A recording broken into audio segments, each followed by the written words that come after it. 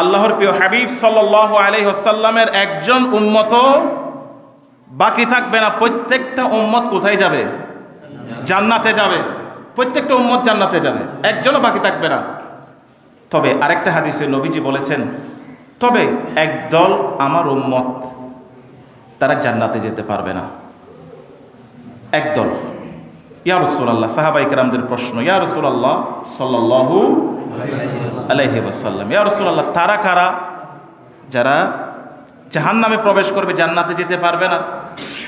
তখন নবীজি সাল্লাল্লাহু আলাইহি ওয়াসাল্লাম বলেছেন, আতিউল্লাহ ওয়া আতিউর রাসূল, যারা আমার অনুকরণ থেকে বিরত ছিল, যারা আমার অনুকরণ থেকে কুল ইন কুনতুম তুহিব্বুনাল্লাহ ফাত্তাবিউনি ইউহিব্বুকুমুল্লাহু ওয়া ইয়াগফির লাকুম যুনুবাকুম। আল্লাহ, আপনি যদি স্বীকৃতি দেন আমি আল্লাহকে ভালোবাসি, এজন্য আল্লাহ আপনাকে কন্ডিশন দিয়ে দিয়েছে, কুল ইন কুনতুম তুহিব্বুনাল্লাহ, তুমি যদি বান্দা আমাকে ভালোবাসো, ফাত্তাবিউনি, তাহলে তুমি আমার নবীর মাধ্যমে আসো। আমার নবীর অনুসরণ ইত্তেবা করে, ইত্তেবা মানে অনুকরণ করে আমার কাছে আসো, তাহলে আমি আল্লাহ তোমাকে ভালোবাসতে রাজি আছি। আল্লাহ নবী সাল্লাল্লাহু আলাইহি ওয়াসাল্লাম বলেছেন, যদি আমার উম্মত সে আমার অনুসরণ থেকে বিরত থাকে, তাহলে সে কোথায় দাখিল হবে না? জান্নাতে দাখিল হবে না, সে জাহান্নামে যাবে।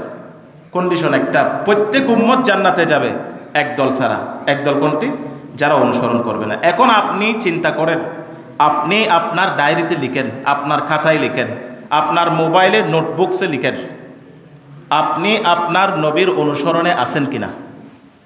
জবাব আপনি পাবেন। এটা আমাদেরকে বিশ্লেষণ করার কোনো প্রয়োজন নাই। আমরা খুব বুদ্ধিজীবী, খুব ভালো বুঝি, খুব ব্যাখ্যা বিশ্লেষণ আমরা জানি। আমাদের আধা ঘন্টার কথার মধ্যে যদি কোনো একটা 1 সেকেন্ডের ফল্ট হয়, আমরা খুব ক্লিয়ারলি এটাকে গবেষণা করতে পারি। কিন্তু এতগুলো কথা বের হলো প্রত্যেকটা মসজিদ থেকে, ওয়াজের ময়দান থেকে, প্রত্যেকটা মেম্বার থেকে, এগুলো আমরা গ্রহণ করতে অ্যাকসেপ্ট করতে আমরা রাজি হই না অনেক সময়। এই জন্য আমরা এটাকে ব্যাখ্যা এবং বিশ্লেষণ করার কোনো প্রয়োজন নাই। শুধু আপনি আপনার বিবেক দ্বারা আপনি লিখেন যে কোন কাজ করলে নবীজির অনুসরণ হবে আর কোন কাজ করলে নবীজির নাফরমানি হবে। এখন আপনি আপনার বিবেক দ্বারা বিবেচনা করুন, আমি আমার নবীর অনুসরণে আছে কিনা।